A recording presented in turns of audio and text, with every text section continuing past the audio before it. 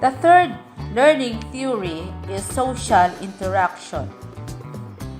The social interactionist believes that history and culture play a prime role in learning and that language is key to the development of higher order thinking skills. Lev Vygotsky, in his zone of proximal development, contributed largely to social interactionism. The zone of proximal development refers to the potential level of a child's mental development. Pairing a child with an adult or a more capable peer will frequently allow the child to go beyond what they are currently capable of mentally. Through guidance and instruction, the child is able to mature intellectually. Another contributor to social interaction is Jerome Brunner for his discovery learning, rearranging of transforming evidence in such a way that one is enabled to go beyond the evidence so assembled to additional new insights. Discovery learning is a method by which teachers and learners set out to systematically discover connections among phenomena in a continually evolving world concept. The next learning theory is cognitive development. Cognitive development is the construction of thought processes, including remembering, problem solving, and decision making, from childhood through adolescence to adulthood. While all of the theories covered thus far believe in the development of the mind as a part of learning, there are specific developmental theories that have been well articulated and which are highly influential. Being the influential cognitivist, Jean Piaget proposes stages of cognitive development. Piaget developed his theory of the stages of cognitive development through observing and experimenting with his own children. Piaget believed that a child must pass through each stage of cognitive development before he could understand certain ideas. This notion was in direct contrast to Vygotsky's idea of the zone of proximal development and the role of a teacher or guide in helping the child to develop mentally. Likewise, Jerome Brunner introduces three modes of representation. These are the enactive, the iconic, and the symbolic. Young children may not be able to describe how to do something to another, but they can show one how to do it. The iconic mode refers to the ability of an individual to express an idea through an icon, such as a drawing. The symbol mode refers to the ability of the individual to express herself through the use of a complex symbol system, such as language. Furthermore, an American psychologist, Howard Gardner, proposed a theory entitled The Theory of Multiple Intelligences that sought to broaden the traditional definition of intelligence. He felt that the concept of intelligence, as it had been defined by mental tests, did not capture all of the ways human can excel.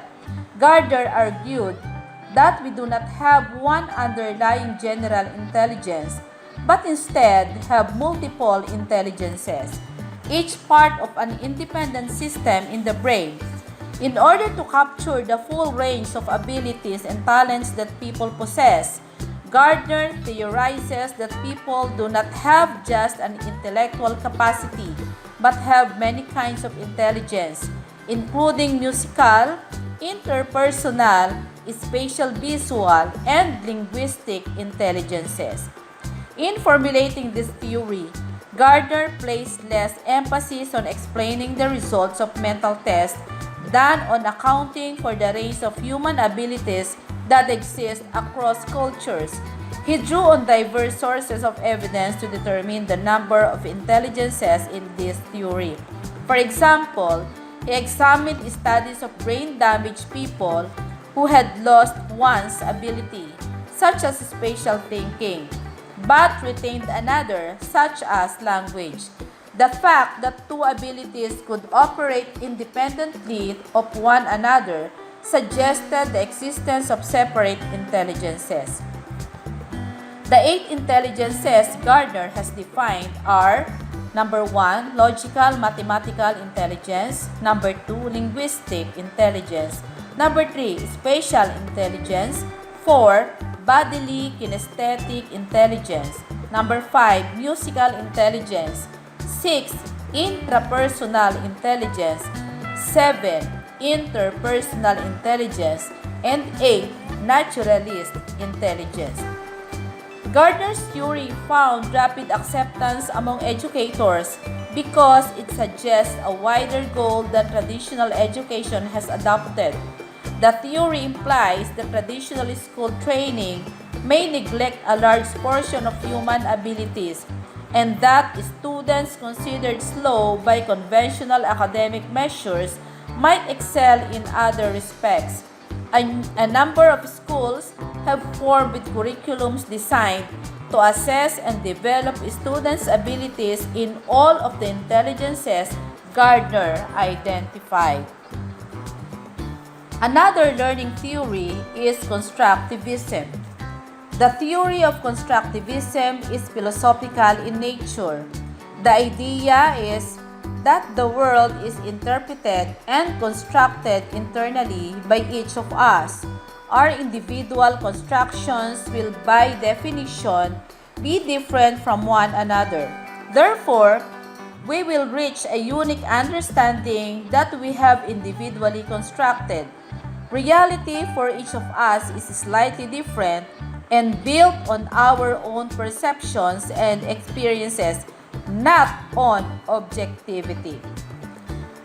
The idea in education has been translated into teaching principles and techniques that can be combined to facilitate the naturally occurring constructive process. The last one is learning by observation. People learn much of what they know simply by observing others. Here, a child learns to use a lawnmower by observing his father's behavior and imitating it with a toy lawnmower. Although classical and operant conditioning is important types of learning, people learn a large portion of what they know through observation. Learning by observation differs from classical and operant conditioning because it does not require direct personal experience with stimuli, reinforcers, or punishers. Learning by observation involves simply watching the behavior of another person, called a model, and later imitating the model's behavior. Both children and adults learn a great deal through observation and imitation. Young children learn language, social skills, habits, fears, and many other everyday behaviors by observing their parents and older children.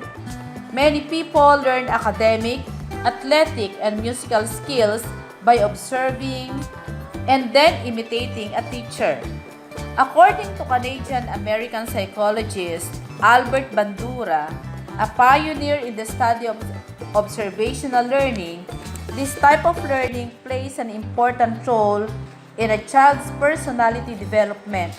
Bandura found evidence that children learn these traits such as industriousness, honesty, self-control, aggressiveness, and impulsiveness in part by imitating parents, other family members, and friends. Many factors determine whether or not a person will imitate a model. As already shown, children are more likely to imitate a model when the model's behavior has been reinforced than when it has been punished. More important, however, are the expected consequences to the learners. A person will imitate a punished behavior if he or she thinks that imitation will produce some type of reinforcement. In modern society, television provides many powerful models for children. and abundant opportunities for observational learning. Many parents are concerned about the behaviors their children can observe on TV. Many television programs include depictions on sex, violence, drug and alcohol use, and vulgar language, behaviors that most parents do not want their children to imitate. Studies have found that by early adolescence, the average child has watched thousands of dramatized murders and countless other acts of violence on television. For many years, psychologists have debated the question of whether watching violence on television has detrimental effects on children. A number of experiments, both inside and outside laboratory, have found evidence is inconclusive. Most psychologists now believe, however, that watching violence on television can sometimes lead to increased aggressiveness in children. The effects of television on children's behaviors are not all negative. Educational programs give children the opportunity to learn letters of the alphabet, words, numbers, and social skills. Such programs also show people who solve problems and resolve differences through cooperation and discussion rather than through aggression and hostility. And those are the different theories of learning that serve as basis or reference in the curriculum development. Thank you.